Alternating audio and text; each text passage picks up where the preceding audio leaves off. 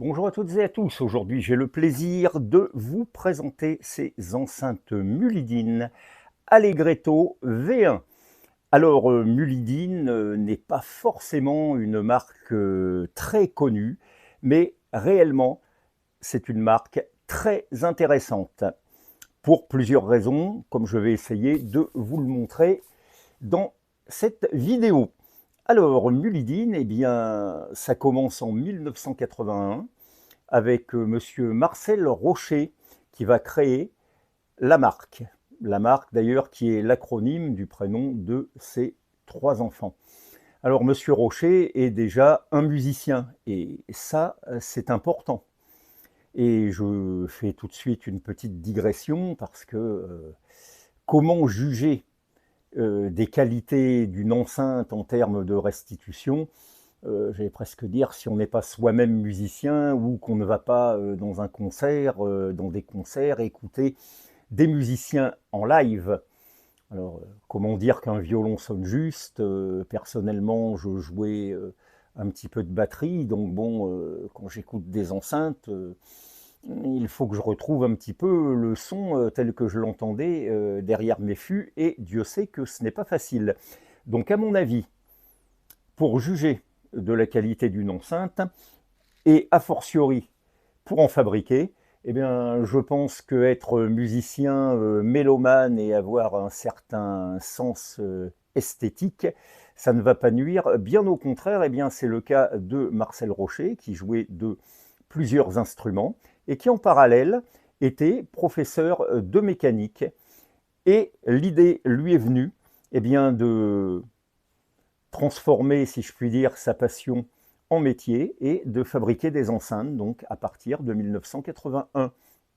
Les premiers modèles de Monsieur Rocher seront, si j'ai bonne mémoire, en plâtre, mais il va rapidement, pour des questions de fabrication, mais aussi de solidité, même si le plâtre est un matériau qui est, ma foi, tout à fait intéressant pour construire des enceintes, et je vous renvoie à certains modèles de chez Ellipson, les sphères.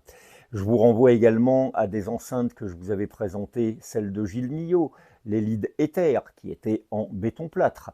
Donc c'est vrai que le plâtre présente certaines qualités acoustiques. La mise en œuvre, cela dit, est un petit peu plus délicate, et c'est vrai que par exemple, lorsqu'on prend les sphères Ellipson, alors bon, c'est du staff, hein, c'est du plâtre mélangé avec de la fibre de coco. Bon, on a souvent, là où se mettent les haut-parleurs, du plâtre qui s'en va. Ça a tendance à s'effriter.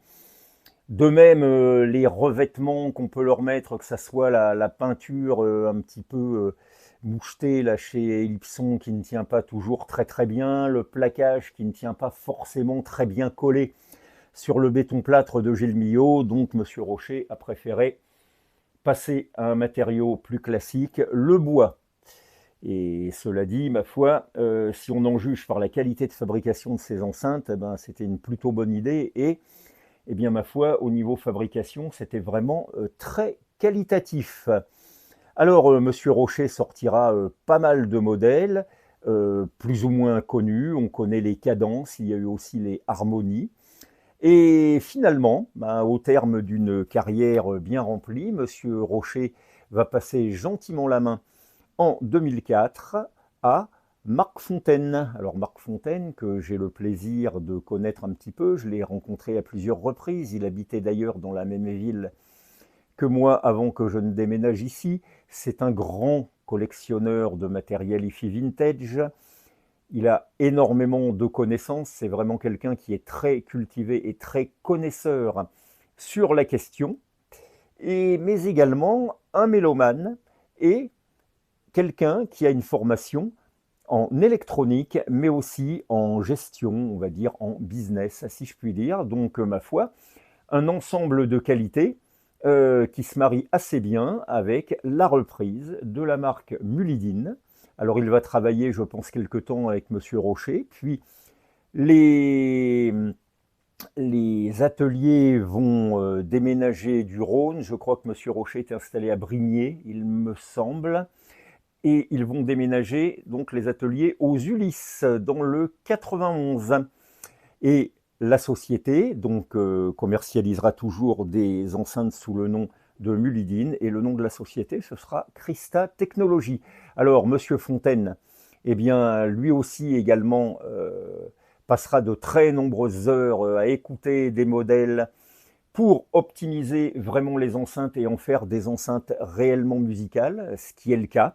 Donc un vrai travail, encore une fois, de passionné. Il reprendra les principes de charge dont nous parlerons un petit peu plus tard, qu'avait mis au point Monsieur Rocher. Et Monsieur Fontaine, qui avait déjà repris la société à un certain âge, va passer la main en 2022 à Stéphane Catoro, avec lequel j'ai eu aussi le plaisir d'avoir quelques contacts, puisqu'il assurait, on va dire plus ou moins, le SAV des anciens modèles Mulidine, avec notamment les tweeters focales. Alors comme je peux les réparer, que j'ai toutes les pièces, on était entrés en contact.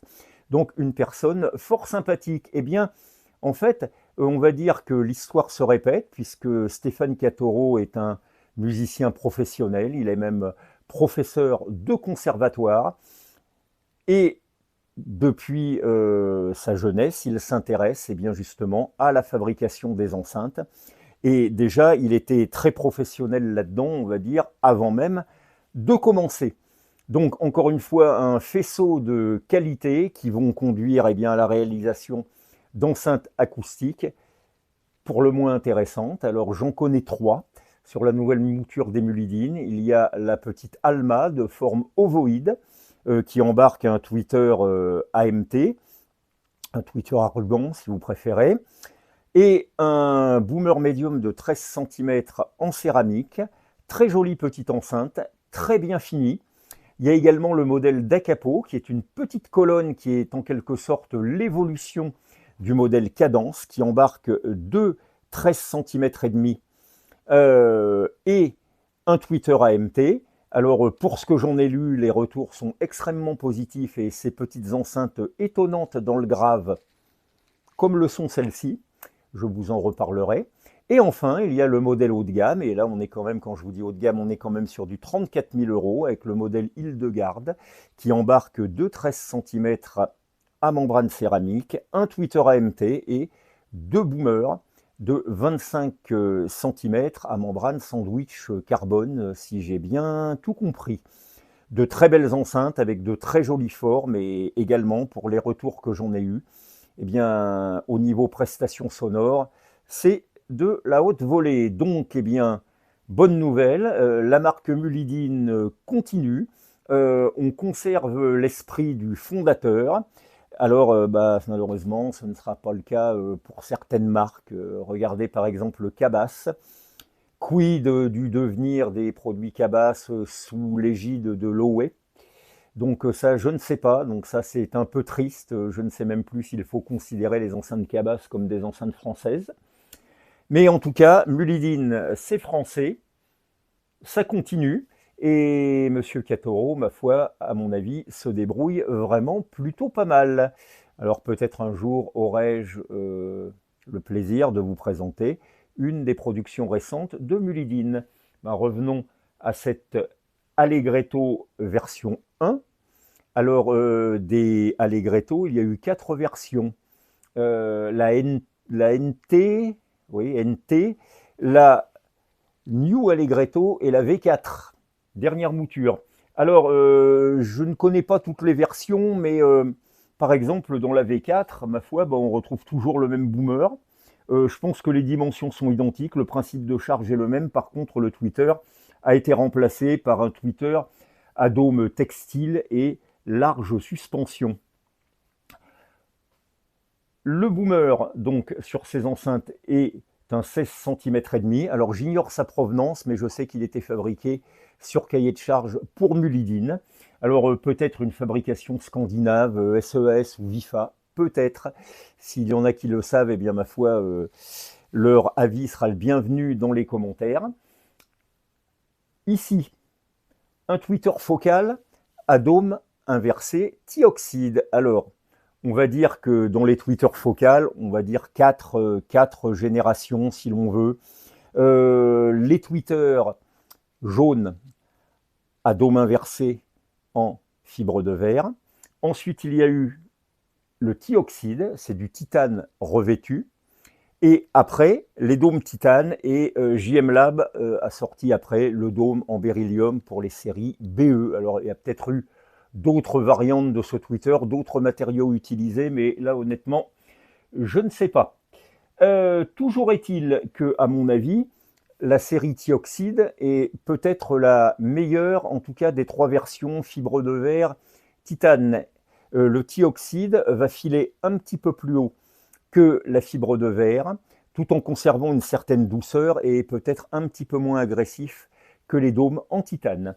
On observera ici l'adjonction d'une mousse autour du tweeter pour absorber certaines réflexions, oui, je dis bien. Alors, l'intéressant dans ces enceintes, c'est quand même le système de charge élaboré par Monsieur Rocher, qui est en fait un système de double quart d'onde, donc il y a une sorte de ligne de transmission.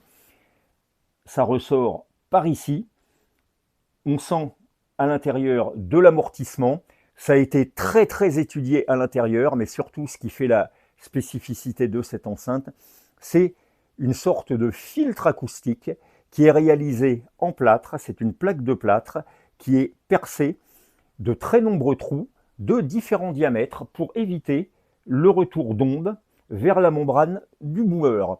Et honnêtement, c'est vraiment très très intéressant. Alors Siar faisait un petit peu la même chose.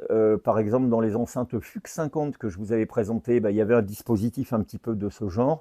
Mais également dans les enceintes ITT 245 SD, où il y avait, on va dire, deux cavités à l'intérieur de l'enceinte. La première était close, le filtre acoustique qui était, lui, rainuré, et la deuxième cavité débouchée sur un basse réflexe. Ici, voilà, c'est la sortie du double quart d'onde. Donc, une formule qui marche plutôt bien, et très honnêtement, j'ai trouvé que pour la taille de ces enceintes qui ne font guère que 90 cm de haut par même pas 20 cm de large et un petit 25 de profondeur, eh bien le grave était, ma foi, ai-je trouvé, tout à fait remarquable, très propre, relativement péchu, et honnêtement, c'est assez étonnant. Voilà, une enceinte donc très bien réalisée, qui pèse son poids, pratiquement une vingtaine de kilos, double bornier à l'arrière pour une biamplification potentielle. Très beau plaquage ici, alors il y avait différentes finitions. Je pense qu'ici on doit avoir une finition chêne à mon avis, et c'est vraiment très très beau, c'est très bien fait, c'est plaqué sur toutes les faces. Vraiment de la très bel ouvrage, un petit socle, des petites pointes à bout arrondi sous les enceintes. Que dire d'autre? Une enceinte vraiment de qualité, une très belle restitution sonore, une fabrication vraiment très soignée. Alors, un bon achat que ces petites mulidines, par exemple une paire d'Allegretto V1, s'il en passe une, vous pourriez éventuellement les acquérir aux alentours des 400 ou 500 € la paire, ce qui est vraiment très très raisonnable, hein, puisque c'était des enceintes qui quand même coûtaient, je crois, dans les années 90, pas loin de 10 000 francs la paire, 9 000 francs et quelques, donc c'était quand même relativement considérable. C'était un milieu de gamme, au-dessus il y avait les cadences et puis je pense les harmonies déjà à l'époque. Un très bon produit, vraiment c'est indémodable, je vous le recommande vigoureusement. Alors dans un short, je vous avais parlé un petit peu de la restauration qui était à faire sur ces enceintes. Alors il y avait la suspension caoutchouc qui était à changer car elle était coupée. J'avais très précisément la même suspension en stock, donc j'ai remis du caoutchouc. Voilà. Là ici, le tweeter a été refait, donc remplacement de la suspension, nettoyage de l'entrefer, retraitement, recentrage. Et ici, eh bien ma foi, comme avec le temps la mousse avait tendance à se déliter, eh bien j'ai retaillé des garnitures en mousse parfaitement adaptées donc au logement qui était prévu. Eh bien, je vais vous laisser en leur compagnie pour un petit morceau de musique. Je vous souhaite une bonne canicule et sur ces fortes paroles, bonjour chez vous.